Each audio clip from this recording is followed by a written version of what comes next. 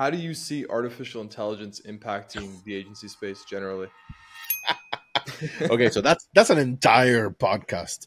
Marcelo, I can tell that you're either a workaholic or a former workaholic to understand the process of growth that that detailed. Like, Yes. uh, Recovering workaholic, friends, going forward or pushing forward. Those kind of things have become part of the lingo that we use with clients and calls. And that's where everything that we subconsciously created when we were saying friends with a three and whatever reasons we had for that. life is too short to work with people you don't like. So you should all work with your friends and make friends with your clients and your colleagues. I think that's Did I share with you our values? Because that's word to word one of ours. really. Literally. No, Yeah. I didn't see your values. No, that's interesting. Cool. Yeah. So it's a small family business. What I like to call it. Man, that's awesome. I mean, honestly, my best friend and co-founder, Esteban, is my best friend, and I had to convince him exactly the same way. It's like, hey, man, why don't you just leave your corporate job and take a Yeah. leap of faith on our stupid dream when we were, I don't know, 11 to let's have a bar, let's have a company. And they're like, yeah, okay. Yeah. What was the first idea? A bar? Oh no, like kids when you are like Mm, a teenager, it's like, what do you want? You want a club, you want a disco, yeah. you want a bar, like to play music for your friends and that kind of shit. As long as it Yeah. has alcohol and a stage, it's always going to be fun. For sure. For sure. That's interesting. Like I remember a couple of years ago, I actually brought my best friend. Um, I convinced him to join me at Veza, and this took like heavy lifting, dude. Like I had to go to his house. I had to talk to him first. Then he was like, "Oh, I don't know." Then I had to talk to his brother about it. So his brother helped me help him get convinced to actually come join me at Veza and grow that. And we were at the time like it was still new to me, and I was like really invested. I saw the potential, and I see the potential in people, and I thought I got to get this guy over here. Like it's cool that you can work with your friends and your family and stuff like that, and that's like the magic of agencies. But um, yeah, just super super fulfilling. Marcelo, you're currently in Miami. Yes. Are you partying with Puffy, the Oh, I slogan? I would so love to,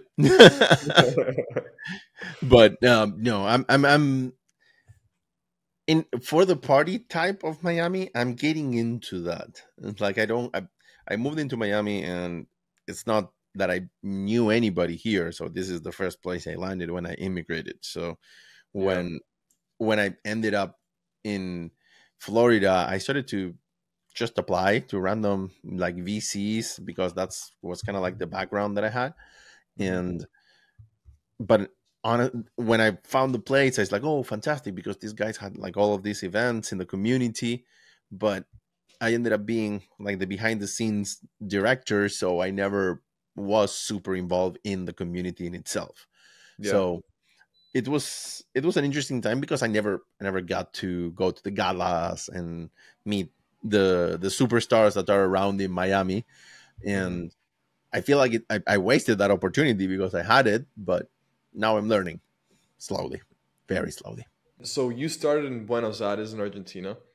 And when did you decide to take the leap of faith to start? Did you start the agency in Buenos Aires and then came to Miami, or Miami then Friends started?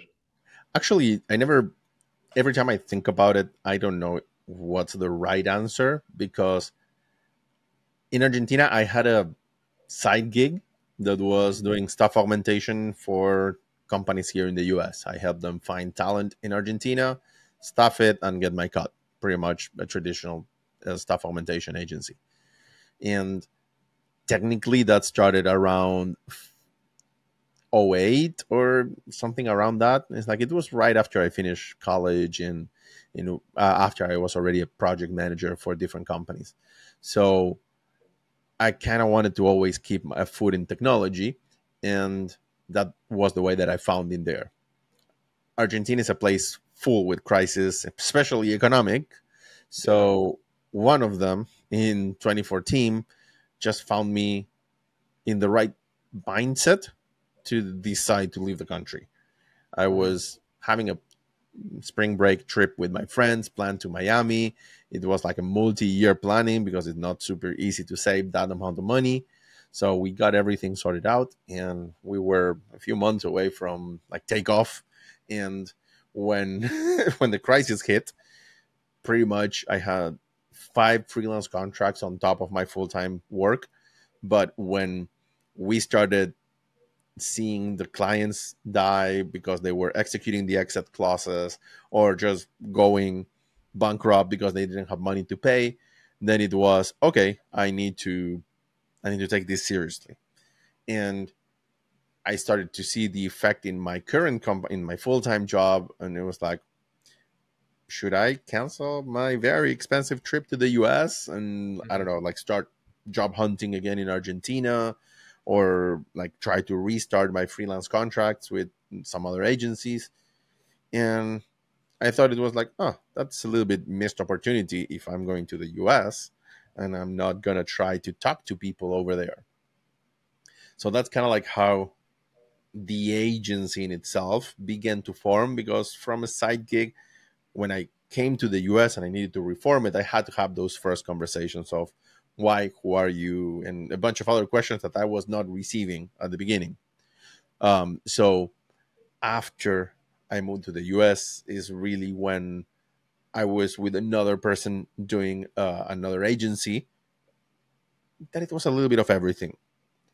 It kind of served the purpose for the first years that I was in the US to keep the contacts alive, to get to know some people across the entire country. Yeah, but we were not really focused. We were not really niched. So every new deal, everything was always a possibility. Everything was super heavy lift. And I think that one of the earliest learnings as running a company was you need to simplify. People call it niching. For me, is simplifying. Like my Right. offer, I need to be able to remember it, and I suck at remembering. So I need to remember my own offer and my own people and what do I want to talk to.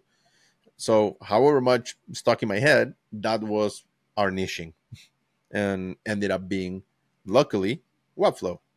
But that's already like a few years ahead in time. Definitely niching down is, even when in Webflow, you got to niche down your niche in Webflow. What kind of customers are you going after? Who is your portfolio mostly comprised of? What kind of categories of companies? What stage of companies? You can always simplify. There's always stages of simplification. And as you grow in this space, you're constantly looking how to make it more simple for the new people you're speaking to, the new team members you're bringing on board. So it's a constant work in progress of innovating through simplification. Just out of curiosity, how did you get the name Friends, and what's the three all about? Is that some numerology that you included in there, or is that just Friends for E? So the in the era of IRC, or I don't know how to say this letters in English, IIRC, and the chat Mhm. rooms and all of those things, you had the elite kind of language when you replace the letters with the numbers. Yeah. And I'm such a geek that I always find that like so cool. So I wanted Mhm. to do it. Then on top of that, my best friend, we are like a little group of 3 best friends, and I suck at convincing. I only got 1 out of 3, so the other one decided to stay where he was. Different life moment at the time. So, but the 3 stuck because the idea was already matching up with the number 3 of the E. And really, when we were thinking about the names, and like, I don't know, you want to do like a crazy abstract name or something, we realized that what we kept coming back was, is like, yeah, we are friends, so that's why we are doing this. We are friends, so that's how we want to see you. And we realized that really being friendly and bring friends is kind of like our core business model, because we don't really look for a project, we look to talk to people. So I was thinking like Friends. I'm like, is it Friends because they're friendly, or is it Friends because they're, maybe they're into something like esoteric and they wanted to add the number three in there to show that, like, there's always like some more to the story. The 3 ended up becoming something more, right? When you think about it, on how to explain topics, or when you talk about a conversation as an intro, body, and closing. So we, Hmm. contrary to many other ways of building an agency or building a company, we didn't start really from knowing why we are starting it, or outside of like what we're doing. So our process of discovering our why is still ongoing. So we are kind of like learning why we are, I don't know, building websites in Webflow for the clients that we're building it. It's like we love Hmm. every minute, but we really are lacking that first part. So going through the motions of building, of talking, and trying on things, um, friends, going forward or pushing forward, challenging, those kind of things have become part of the lingo that we use with clients and calls. And that's where everything that we subconsciously created when we were saying friends with a three and whatever reasons we had for that, now they are becoming like a real piece of the brand. When we use the when I use right now to present, I try to talk about three topics or three things, something that it's easy to remember. So we ended up finding ways to leverage it. You know what that's called? That's called, and this is like a slogan idea for you as well. Life is too short to work with people you don't like. So you should all work with your friends and make friends with your clients and your colleagues. I think that's, you know, Did I share with you our values? Because that's word to word one of ours. really. Literally. No, Yeah. I didn't see your values. No, that's interesting. Cool. Yeah, we try to default when we're talking to people, and kind of like when you talk, y- when you talk to clients, right? And let's say you have a complicated call because you're behind with something, or some result was not the one that you expected, the client is going to be angry, the client is going to be pissed, and things may get said. Hmm. Our stance for all of that is we default to good, because we're friends, and a friend is not going to tell you something because it's mean to hurt you, to trouble your day on purpose. It's just going to express transparently, candidly what they are feeling. And you need to be, my team needs to be in a place mentally so they can receive that as what it is. Feedback For is sure. not attacks, not you suck, not this, your design is garbage. It's like, no, this is just not making a fit. The Hmm. client, we can, of course, if the client is being disrespectful, you need to correct that. But if it's not, and if just harsh feedback, take it as a good feedback. They are doing you a favor by telling you, because many times they 100%. can, say, oh, ugly, done, and then they just hung up and they just drop a message. So engaging for us is really important. Yeah, that's super important as well. And like now we're at a stage of Veza where we're focusing more on like company culture and how are we building the culture. And what you just said is really very smart and well said in terms of how to actually structure feedback and make that a part of your culture, right? And every experience is a learning experience, whether it's positive, negative, or like there's a neutral sentiment towards it. I think that, every opportunity is an opportunity to learn, and that's one of the culture values that I'm trying to now implement as Veza. But as you know, culture takes time to actually be implemented, right? And revenue is built by the company culture. It's not just the leading metric. It's like, your company culture creates your revenue, right? I think that's one of the, like, to build a superstar team, you need to basically embed it in your culture that taking feedback, good or bad, is actually a really good building block. And sometimes the negative feedback is your biggest learning opportunity because you messed up. And because you messed up, your client who paid you a lot of money for this project is going to tell you straight up how it is. And you either take it as a learning experience or you don't, right? And there's this quote, I forget who it was. He was saying that wise men learn from their mistakes and other people's mistakes.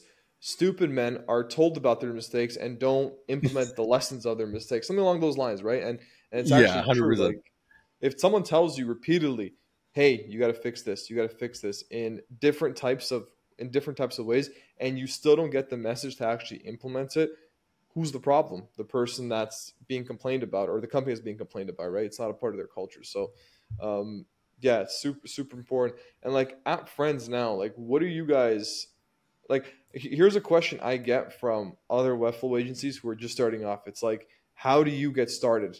Like, how do you get started? And I always say, like, you have to build. You got to set yourself apart, right? Like, you got to simplify, like what you said, niche it down, set yourself apart. What are you really really good at that only you can do? It's a very subjective question, but it makes the person think like, okay, I'm special because I worked before with for example, VCs, I understand what they're looking for. I can offer them a cool website design built on Webflow, right, or something like that. How do you guys at Friends do this? How do you approach, when people ask you like, how do we get started in the space? What do we do? Interesting, because I have a contrarian opinion to Hmm. everybody else, including what you just said, which is going to make this super fun. Because I personally try to find my why and find my value differentiator and so many other things up front. And I had trouble. Maybe trouble is not the right word. It's more about what resulted of that exercise was a Hmm. completely ill fit, but it covered me. You know, when I don't know, your clothes are all wet and you need to put whatever is there. Yeah. It felt weird, but it served the purpose. So writing it down is just a good exercise. So you cement it. So you have to put yourself through that pain of finding that discomfort, because that discomfort is the first step. Now, Mhm. absolutely don't marry with it. I don't niche on day one. I didn't decide on a way that we're going to work on day one. I didn't create amazing webflow sites on day one. We had to learn. We had to go through the process. And if you're trying to find clients and you're trying to find work and build a team or build a community of freelancers around you, you need to not be super crazy selecting projects that are in your niche, more than 30K, 4 month timeline. No need of this. Like you cannot typify it so much, because there are going to be very few offers, and you will Hmm. never going to start working and seeing is like, is my value differentiator really what my client sees? Is Hmm. my way of working really aligned with the values that I think I have? Because there's a lot of like, the in psychology you have your ego, your super you, and your you, or something like that. Not that good Yeah, at yeah, yeah. psychology. This is something like that. One of those personalities who wrote what you put in the paper. Then you have the personality that is living your business, and then there's the one that needs to kind of like go and correct it and say, hey, we Hmm. still need to go try to get to the super crazy goal. But it's like, is that the same one? So for me, it was getting the reps first. I needed to Hmm. know that I am as good as I think I am, and get the Yeah. testimonials and get the work. Now, I chose that my first step was my process. So choose where every person that is starting after doing the first step, choose what do you want to try to see if it's true. Do you want to try to see if you're good at animations, at motion, at design and illustrations and speed building, whatever it is, and then iterate on that. And then that's your first cornerstone. Then you get another part, and then another part, and then another part, and that's your baby steps. And your niching is gonna begin to come naturally, because as you do good work, that good work gets out there. Hopefully, if you are doing your social media part and marketing, but at least you get a case study, you get or at least a project with a particular industry with a particular client, and tomorrow you get another, and tomorrow you get another one, and after you've done, I don't know, 10, 20, you'll begin to see clusters forming naturally. And they're going to be you just need to now stop and see it a bit. And that's how we are taking it on our end. Now we begin to see clusters.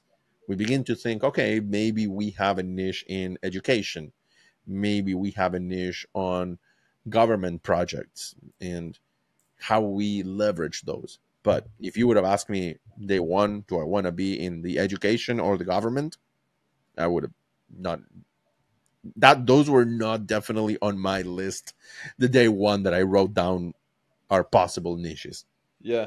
Marcelo, I can tell that you're either a workaholic or a former workaholic to understand the process of growth that that detailed. Like, Yes, uh, recovering workaholic.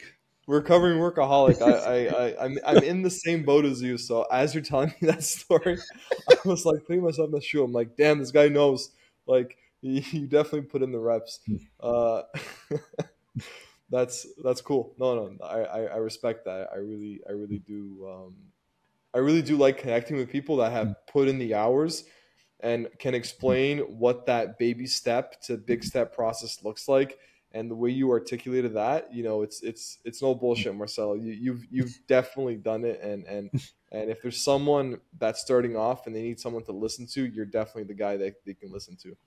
No, I appreciate you, Stefan, with that. Thank you so much. And Yeah. honestly, that's also what I, for example, for everybody else, right? It's like that's what I look for when I look for someone to trust, to look up, a mentor, a coach. It's like right now there are a lot of people with clear theories, and probably there's people that are a good fit for people that are just going to tell them the theory. Hmm. I'm I love Chris Doe and I follow him, and I Yeah. work with the future specifically because I trust that particular way of learning where it's biased towards action. Like Yes. if you're seeking help, you don't judge the help that you're getting, you assimilate it. And Hmm. in my case, if I want to ask Chris, hey, how can I don't know, close a particular deal, or how am I doing on marketing, then normally the reality is going to be that if Chris says, I don't know, jump 3 times before hitting the enter or the send button, it's not my place to ask why 3 times and not four or one or jump or crawl. It's like I have a need. The least I can do is try the way that someone else has, because if not, why am I asking? Why am I Right. asking if I'm not ready to try? Right. Absolutely. Absolutely. So as we're halfway through 2024, what are some of the challenges that you faced? Oh, fantastic. So 2024 was an interesting year so far because it ended with our first glimpse of that soft recession that the US unfortunately entered or Right. was last year. Yeah. So I was talking about losing a bunch of revenue in Q4, and that kind of like threw us in a panic. We had our planning, we had our everything, so I went full sales mode and managed to close that gap, but we had a problem knowing how busy our team was. So we had wrong information with that. So when I brought up all of those projects, my team ended up having to work like crazy for about 4.5 months to 5 months, way overbooked.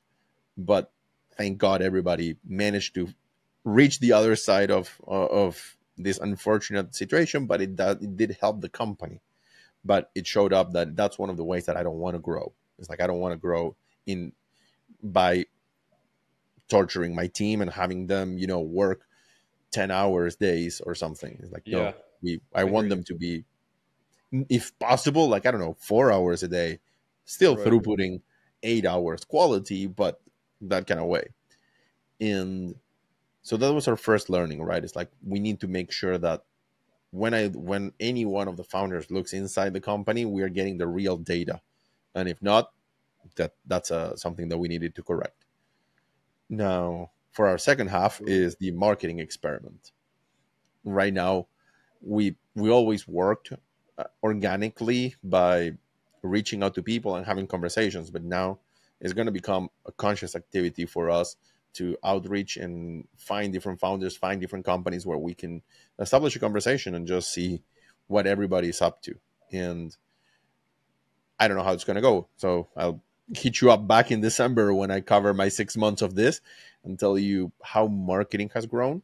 But we are Yeah. definitely trying to professionalize the marketing efforts, like understand that it's not just a shot in the dark. It has some logic, it has some strategy behind it. Yeah. We've been in a we were in a similar position. We were for the first half of the year, like Q1, we were way overbooked. We oversold our capacity, and so we had to start leveraging other agencies to deliver for us. However, when you leverage other agencies to white label, you lose the sense of quality in some cases. So we took a little bit of a hit there. However, it was Q1 was great for us in terms of revenue wise and like growth. Q2 we saw the slowdown happen right around tax season. Mm-hmm. I mean, it's seasonality too. Like this happens in the industry. However, like all the projects that were closed in Q1, we ended up wrapping the projects up at the beginning of Q2, retaining them for the rest of the year. And our team was like, we had guys working 12-hour days for 2 months straight in Q1. And it was just like, as a CEO, I was like, this is like concerning because I would help out, but I'm not a designer or a developer. So the most I can do is offer motivational support and like talk to them about like, you know, like take some time off, relax a little Right. bit, maybe sub in one of the intermediate or junior guys to do what they can. And unfortunately, that led to burnout for some team members, right? And we felt the effects of it. Um, and like no agency is perfect. Some agencies that look like they're really good on the outside with sales and whatnot, some usually have like weak or poor delivery and quality standards, and then agencies that have low deal flow on the front end produce a really good quality product. So it's like you got to pick you got to you got to pick your challenges, right? Not everything's brighter on the other side, and we definitely had our fair share of both sides, so feast and famine, over the last couple of years. And I think now more than ever, what we're trying to do is we're basically doing this. Like we'd like to connect with other Webflow agencies, not just Webflow agencies, but like web design agencies in general. I Hmm. noticed there's a lot of design agencies that just use Webflow as a CMS, but they're branded as a web design agency. They don't really care about being a Webflow agency or that. And actually, it's really smart. The market is much, much bigger.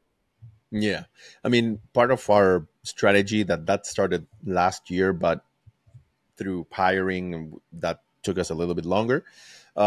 But yeah, we're not married to the Webflow brand as being a Webflow agency. That's our, you land in the page and it's like Webflow agency is going to be around there, but we want to transition more to products, to events. So we are, as I was telling you, we are discovering our niche. We're discovering where we excel, what our Right. management team, our executive team can actually add the value. And we found out that, again, probably course pages, landing pages, education content, or event planning and brand activation events, they normally require things that we are really good at, or that Hmm. we have the experience already so far. Amazing. So Yeah.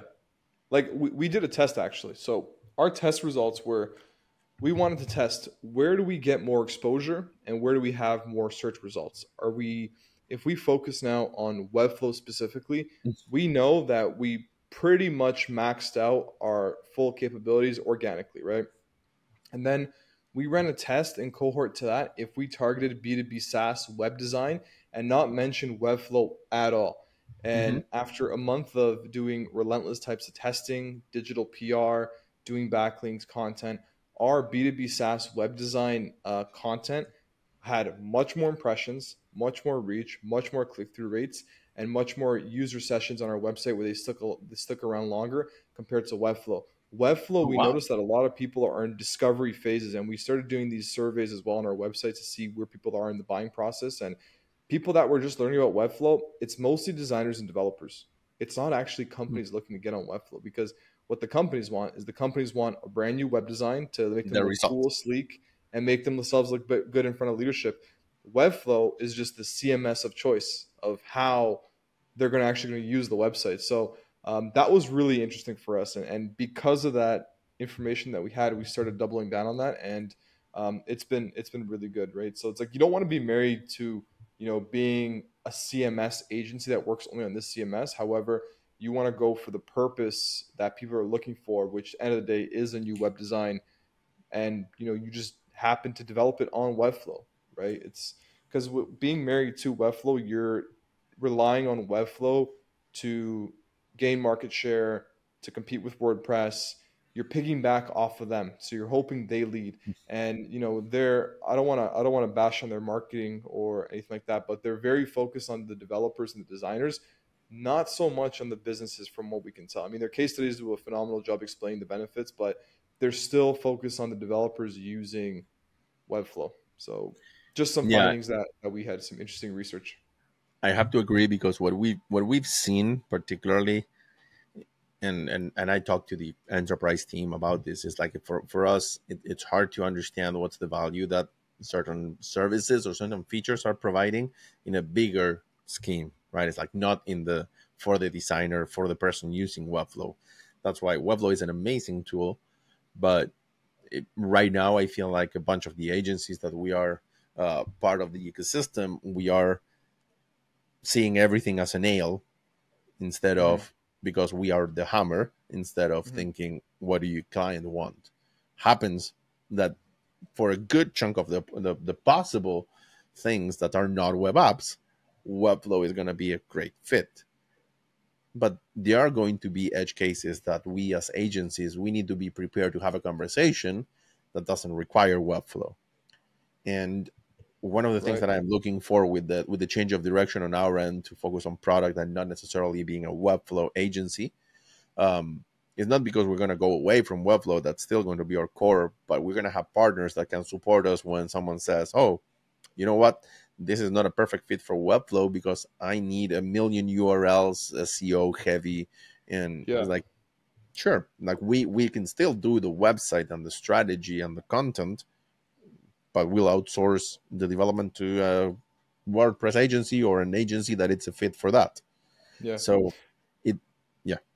We tell you a story. We had actually a couple last year. We had a direct consumer brand based out of Florida come to us and ask, we want a really cool web design, and it's e-commerce, of course, right? And we were giving them options: Webflow e-commerce, Shopify Plus, and for them, it was extremely difficult to understand the benefits of Webflow e-commerce. They just couldn't.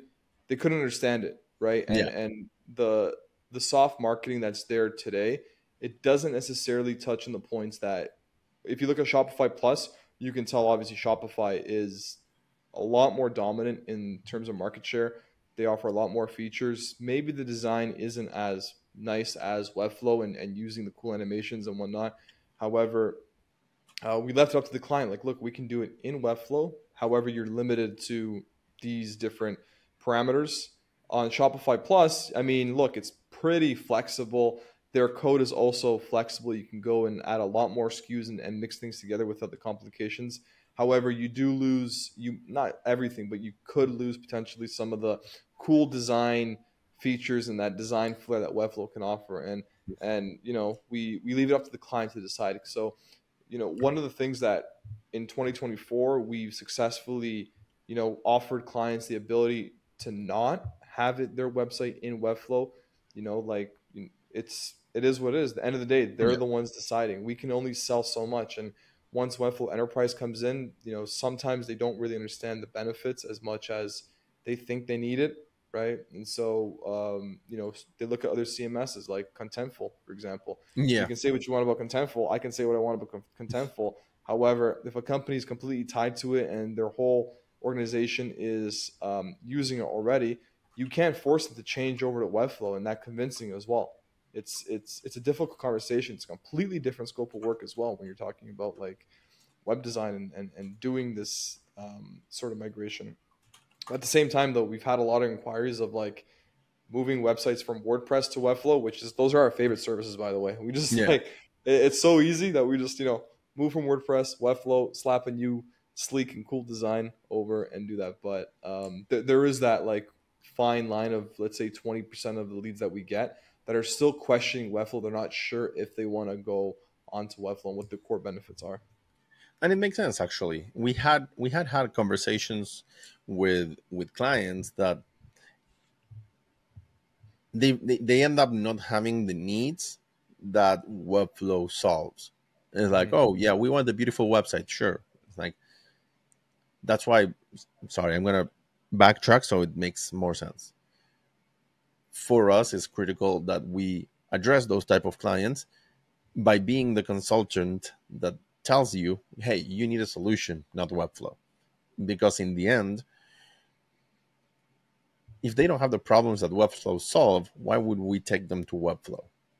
They Right. won't see the value, and they have more chances of becoming one of those clients that end up not liking Webflow and not recommending the Webflow because maybe they are not ready as a company, but they thought they were.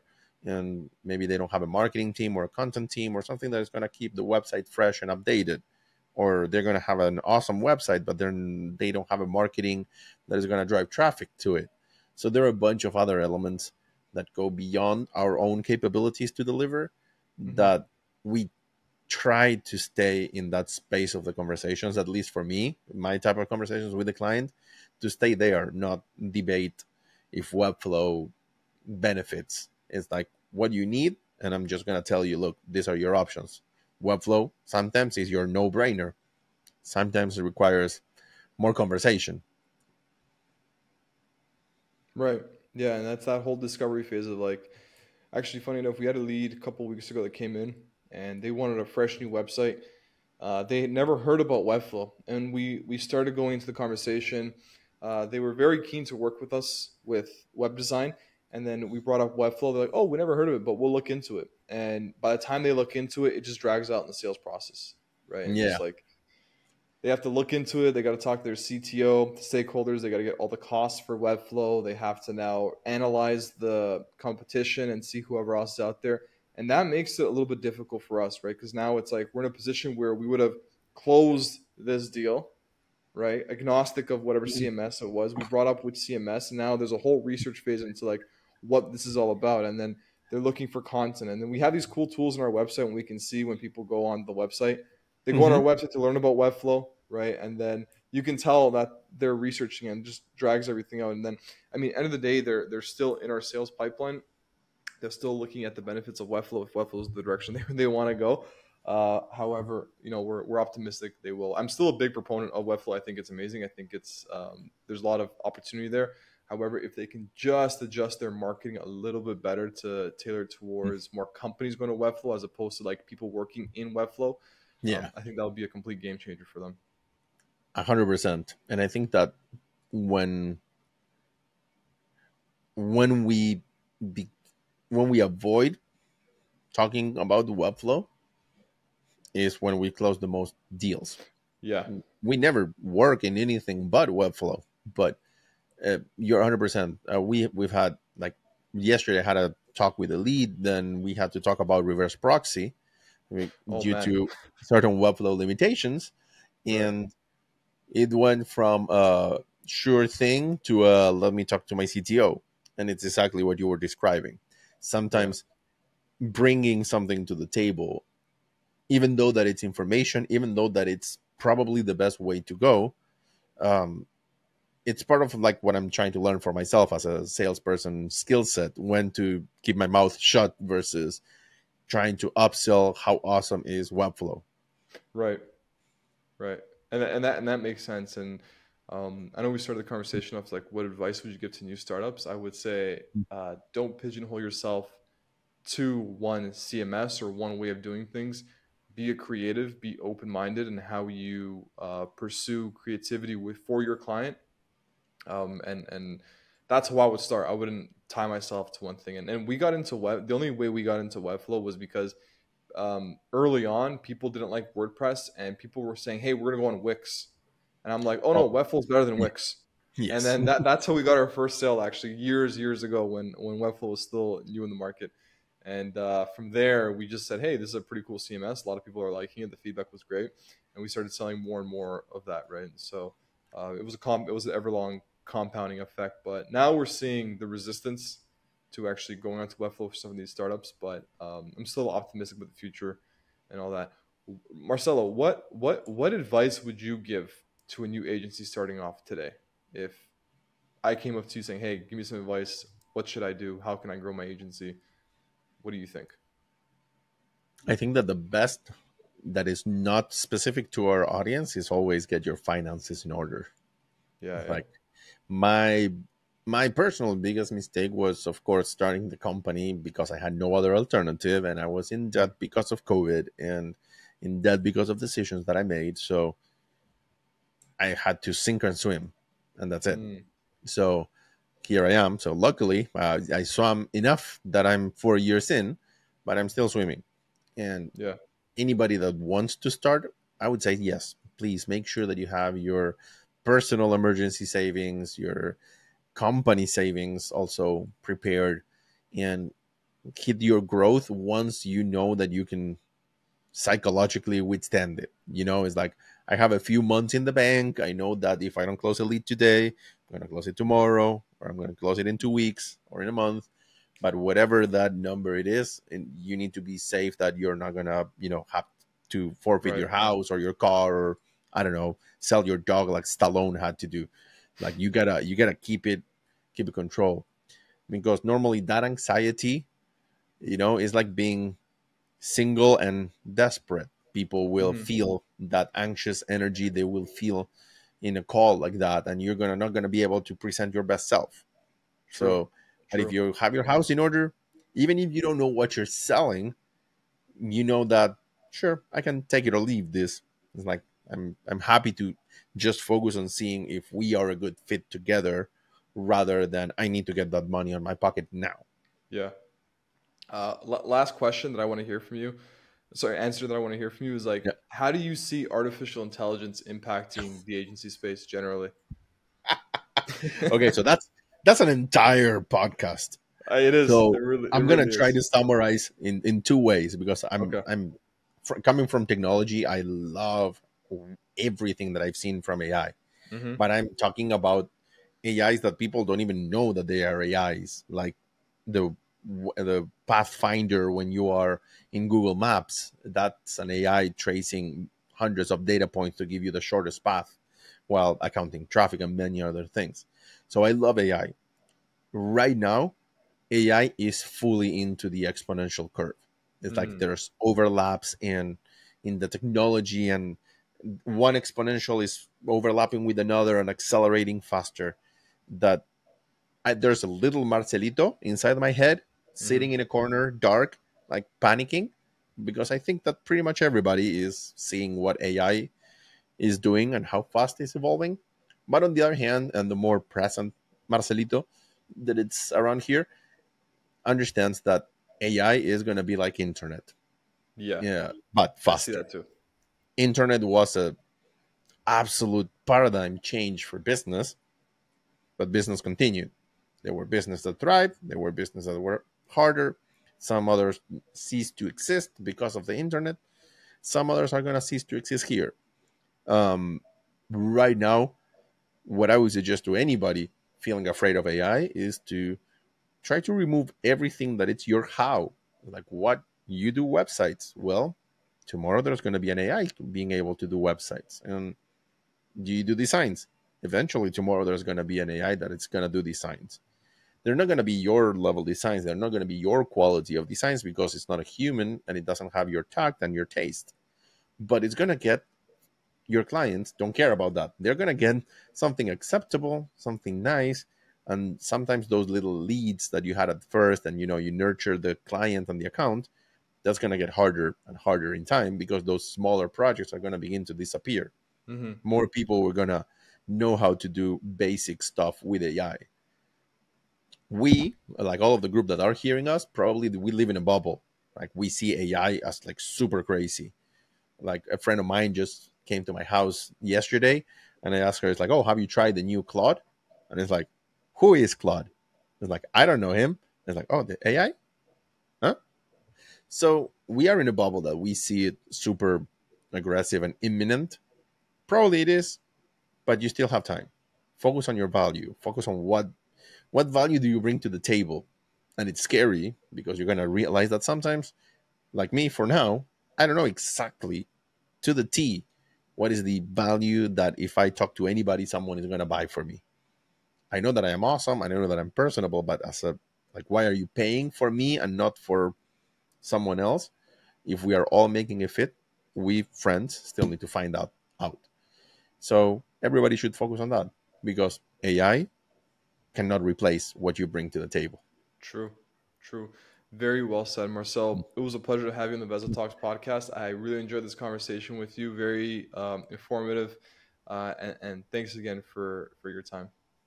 Absolutely, Stefan. This was awesome, and I love talking to you, man. I'm excited. Hopefully, we're gonna cross path this year again in one of the conferences. Definitely, 100%. We will. Absolutely.